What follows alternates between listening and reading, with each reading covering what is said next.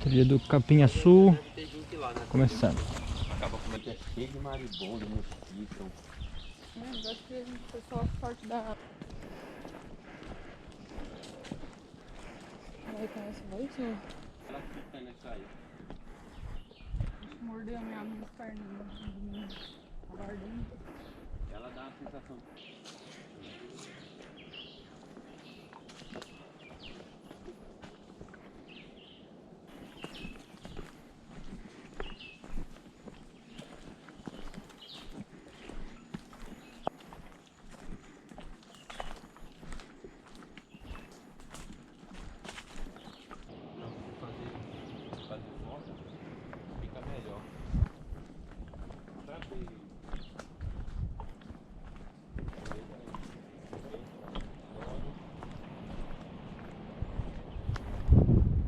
Bom dia.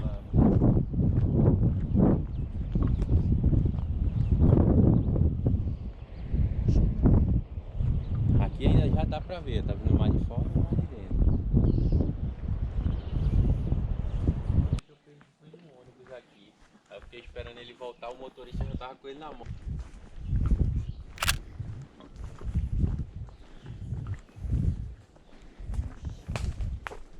Então, é bem legal esse filme. É nacional. Tem... Fez o Alto da Compadecida, o baixinho. Matheus Matheus Nantergalli, tem o cara que fez Tropa de Elite, tem a galera boa.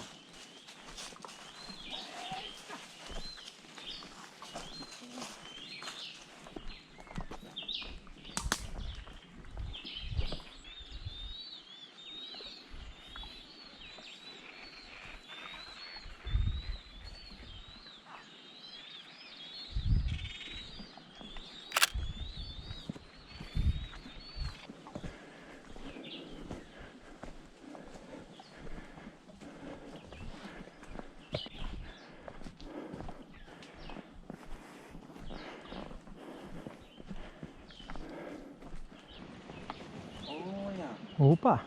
veio pra fazer a foto, viu? Opa!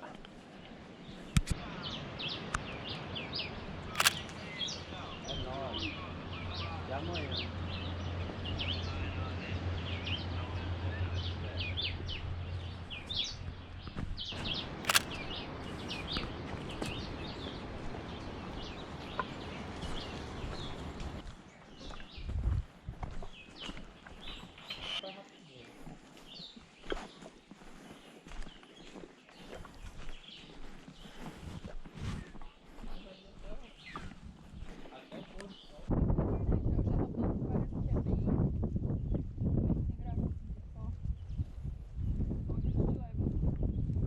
Ficava, né?